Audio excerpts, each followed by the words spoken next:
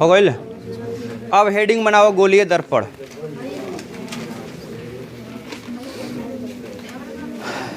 गोलीय दर्पण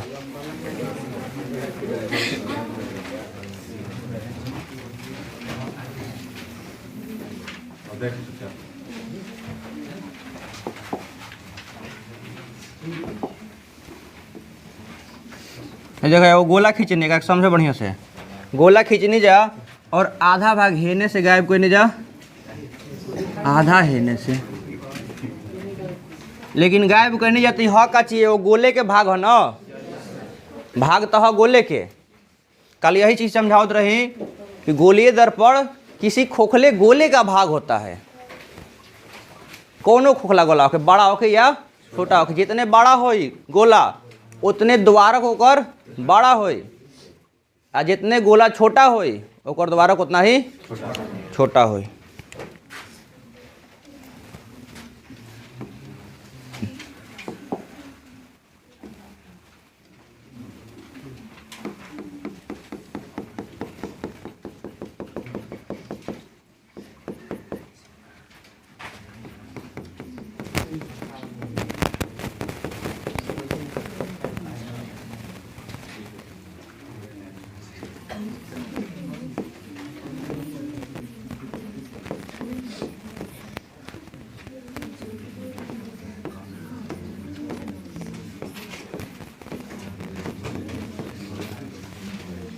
लिखा गोलीय दर्पण लिख के डैश हो गई।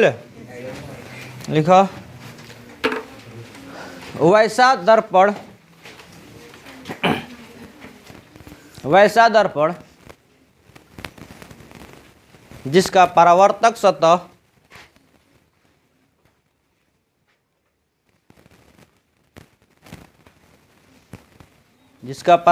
सतह किसी खोखले गोले का भाग होता है, खोखले गोले का भाग होता है, उसे गोलीय दर्पण कहते हैं, उसे गोलीय दर्पण कहते हैं।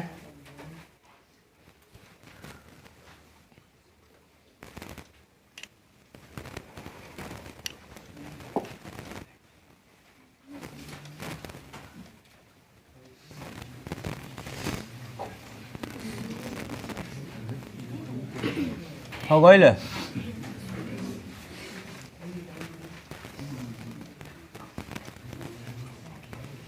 उसे गोलीय दर्पण कहते हैं।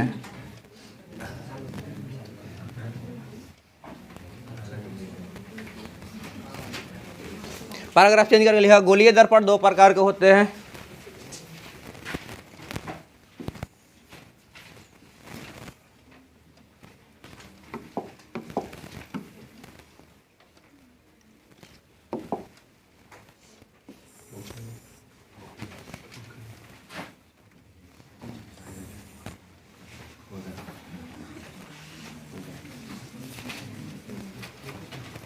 गोलीय दर्पण दो प्रकार के होते हैं।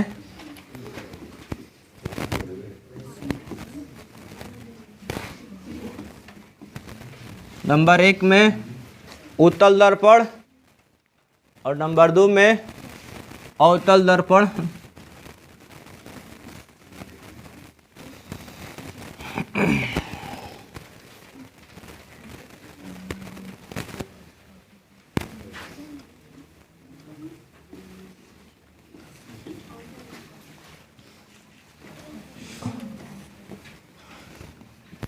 उत्तल दर्पण और नंबर 2 अवतल दर्पण। अब 2-3 गो परिभाषा बा समझो, ओकरा बाद गोलीय दर्पण के उत्तल और अवतल के परिभाषित कर लिए। अब देखो वक्रता केंद्र, जौन केंद्र से हमने के गोला खिंचला हने जा, है बीच वाला भाग से ना गोला ले लन जा, चाप ले लन जा, त्रिज्या लिहल जी। गोला खींचे खातिर त्रिज्या लिहल जी ना, परकाल में बढ़ा के जितना लेवल उतना पर नाप के खींच देवे। तो जितना भी त्रिज्या लेकर के हमने खिंचला नहीं जा, मतलब कि जौन केंद्र से हमने के ई गोला के निर्माण करत नहीं जा, वही केंद्र के कहे नहीं जा वक्रता केंद्र, जौवन केंद्र से हमने के गोला खींचा नहीं जाया, या फिर इ दर्पण जौवन केंद्र से खींचल गइल बा गोल हेकरा के, वही केंद्र के कहने जा वक्रता केंद्र। और ओकर त्रिज्या के वक्रता त्रिज्या कहने जा। है कुछ ना कुछ त्रिज्या के तो खींचल गइल बा ना, हेजा से लेके हेजा तक, एकर त्रिज्या कहने जा वक्रता त्रिज्या। दर्पण के है ए और है बी लेतनी, तो ए और बी के मध्य बिंदु, मतलब दर्पण के मध्य बिंदु के दर्पण के ध्रुव कहने जा। और सारा दूरी यही ध्रुव से मापे नहीं जा, है जैसे हेने माप या फिर हेने माप, यही बीच वाला से मापल जी। वही चीज सेम चीज है करो में, दर्पण के मध्य बिंदु या बीच वाला भाग ध्रुव कहलाई। फोकस अलग चीज है, परिभाषा के हिसाब से हमने के काटे नहीं जा, लेकिन परिभाषा के हिसाब से जब काटबो करे नहीं जा तो हमेशा का होकेला वक्रता त्रिज्या के आधा बिंदु पर ही कटेला। क्लियर बा? परिभाषा दिहल जी कि मुख्य अक्ष के समानांतर आवे वाला किरण दर्पण के परावर्तन के बाद जौना बिंदु पर काटे या फिर काटता हुआ प्रतीत होके ओकरे कहने जा दर्पण के फोकस।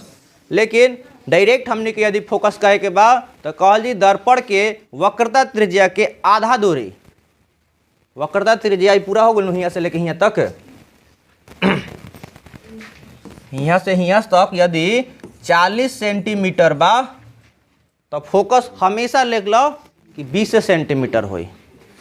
वक्रता त्रिज्या के आधा दूरी के फोकस कहल जी, हेकरो में वही चीज होई। यदि है 40 सेंटीमीटर बा तो है कितना हो जाई,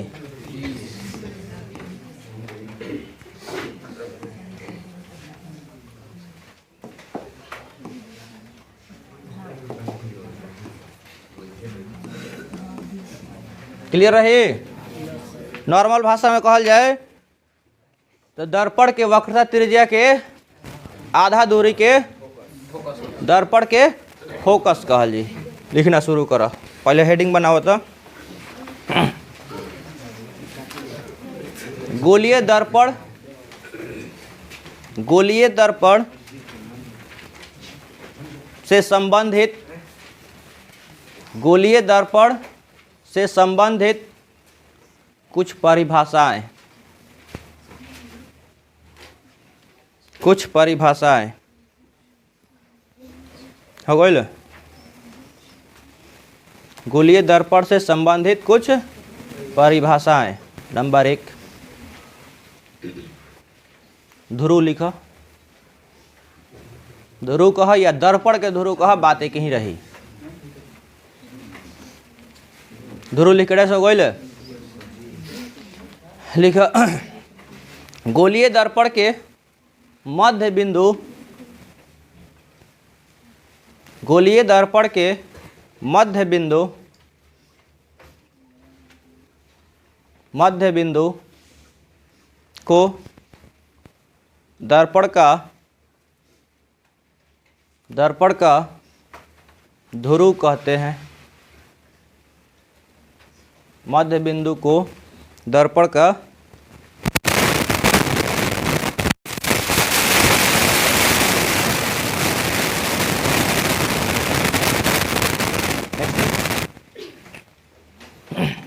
वक्रता केंद्र, वक्रता केंद्र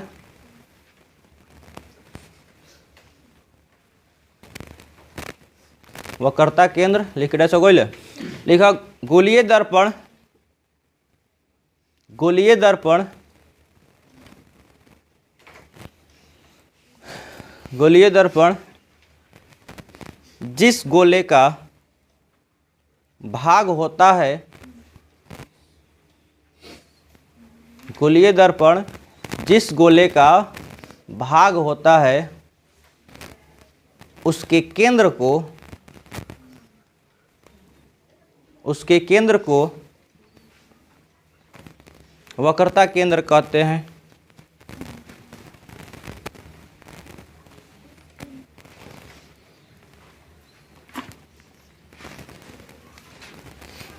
हो गई।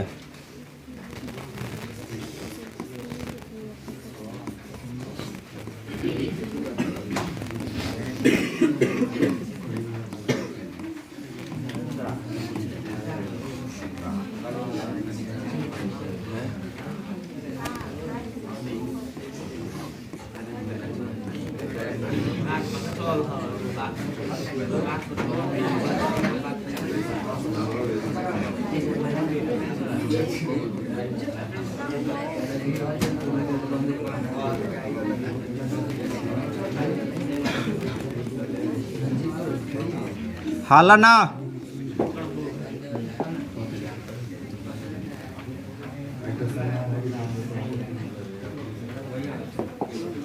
सब लिख देनी नाम।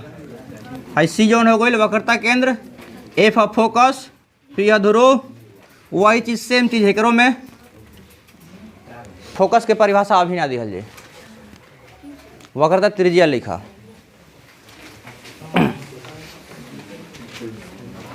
जब किरण आरेख दर्शावल जी तब फोकस परिभाषित कर ली।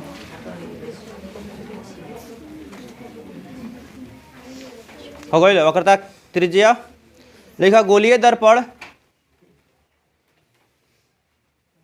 गोलीय दर्पण जिस गोले का भाग होता है, जिस गोले का भाग होता है उसकी त्रिज्या को, उसकी त्रिज्या को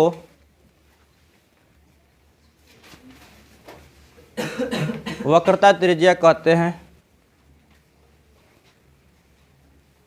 हो गई। फिगर बना लो जा दोनों पूरा है साथ है हो या अलग अलग बनाए के बाद आधा हेने वाला बना दियो, आधा हेने वाला अलग बना लियो।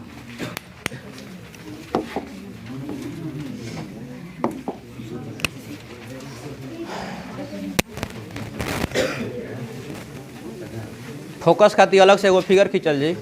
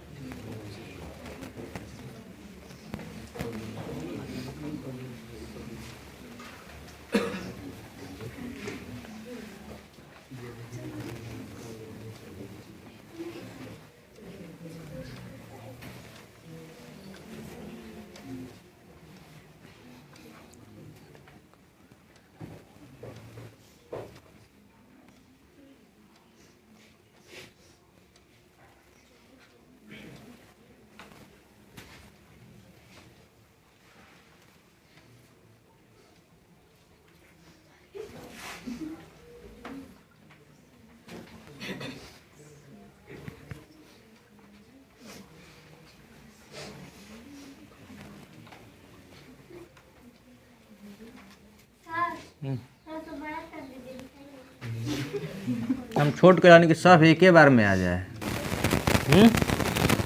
नेक्स्ट टॉपिक है वो लिखा था दर्पण का द्वारक। दर्पण का द्वारक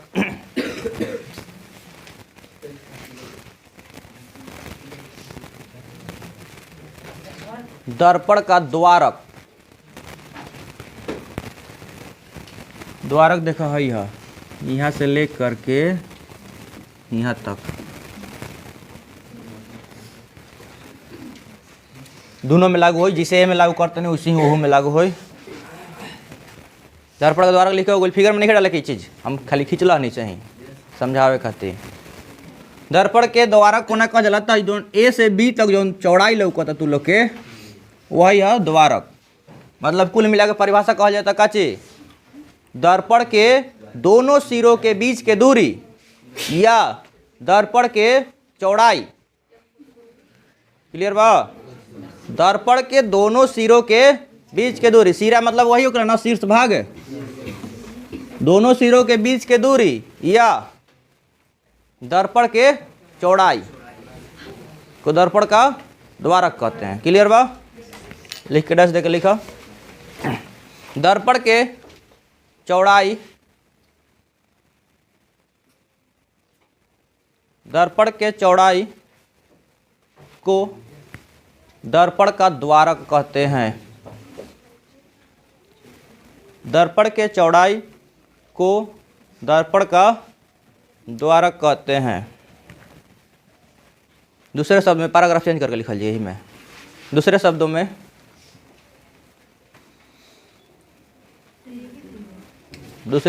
पैराग्राफ चेंज करके दर्पण के दोनों सिरों के बीच, दर्पण के दोनों सिरों के बीच, दर्पण के दोनों सिरों के बीच के दूरी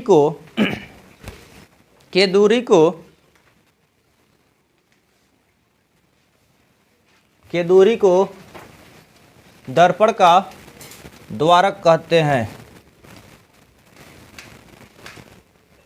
दर्पण का द्वारक कहते हैं। हो गइल?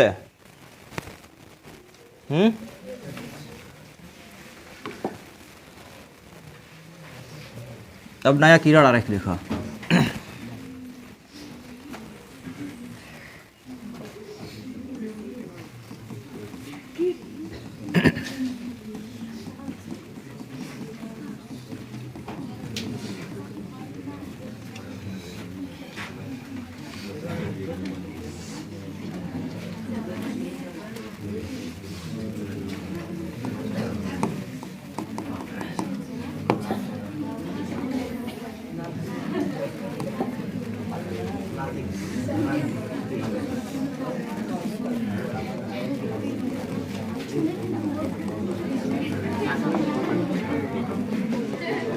हाला ना तुम लोग के माना कल बना हाला करे से।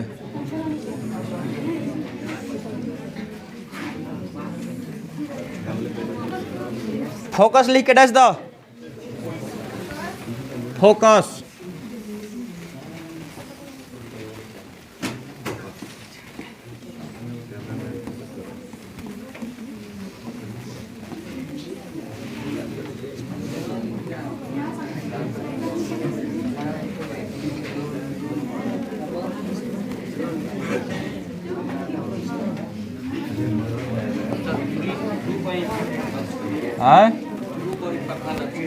कहो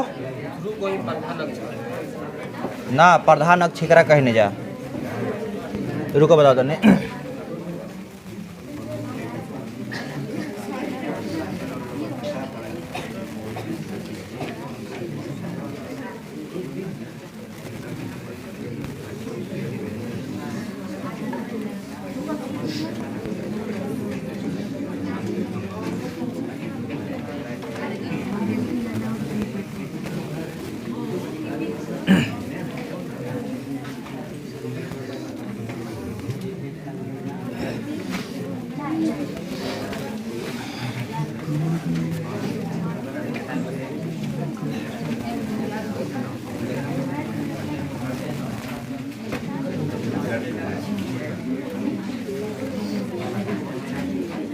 प्रधानक जौन कहता एकरा कहल जाला, जौन खींचल गइल बा एकरे के प्रधान अक्ष या मुख्य अक्ष कहल जाला। क्लियर बा? हमेशा ही फोकस के बाद लिख लिया जी। शांत रहो। फोकस के कलन की परिभाषा अलग लिखवाई, फिगर पहले समझ तबे कुछ पता चले। देखो जहाँ काटता या कटता हुआ प्रतीत होता, जहाँ डॉटेड रेखा दर्शाई उ समझला कि महसूस कल जाता, कल्पना कल जाता कैसन होखता। और जहाँ वास्तविक रेखा सीधा एकदम मिलल होखे एकरा कहल जाला वास्तविक रेखा, जहाँ में कोई कटान ना होखे। और जो में कट कट के जाला हल्का हल्का वो काल्पनिक रेखा कहल जाला। जहाँ काल्पनिक कहे के तात्पर्य का होखेला कल्पना कइल बा, वास्तव में उसन नहीं के होखत, लेकिन महसूस कइल जाता कि उसन बा। क्लियर बा न? तो फोकस के परिभाषा दिहल जाई कि मुख्य अक्ष के समानांतर है करा कह जाए मुख्य अक्ष है करा के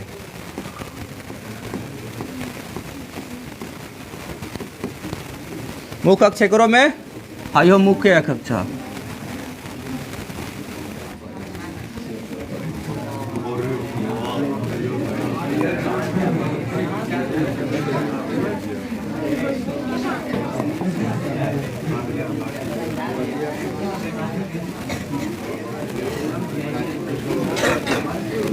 शांत रहो।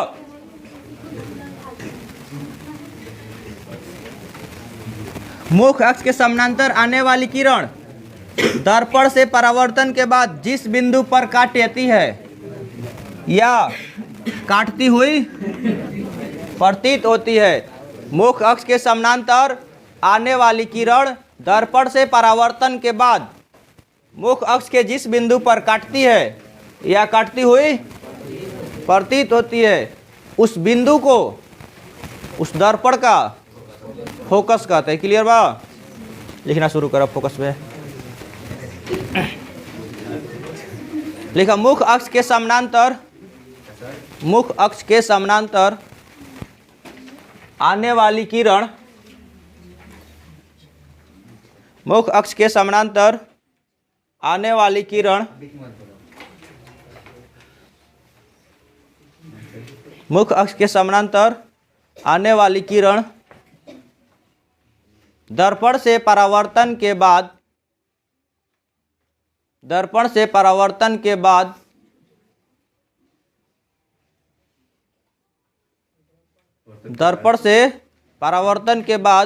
मुख्य अक्ष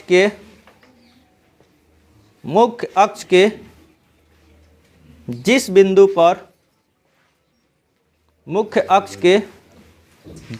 पर काटती है मुख्य अक्ष के जिस बिंदु पर काटती है या काटती हुई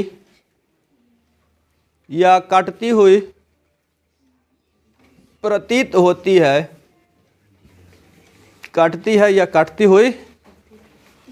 होती है उस बिंदु को उस दर्पण का फोकस कहते हैं।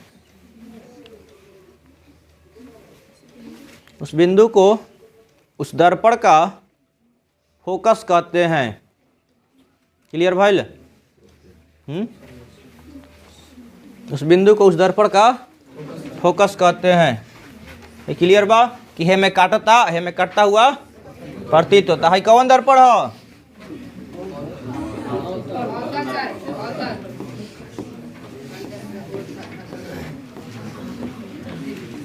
हाई कौन दर्पण हो?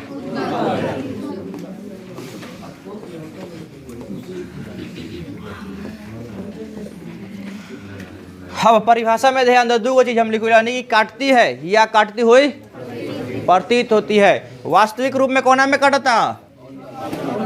अवतल में। काल्पनिक रूप से कोना में कटता? उत्तल में। अब हम तारा से कहम कि उत्तल दर्पण में फोकस के परिभाषा दो। उत्तल दर्पण में फोकस के परिभाषा मुख्य अक्ष के समानांतर जो किरण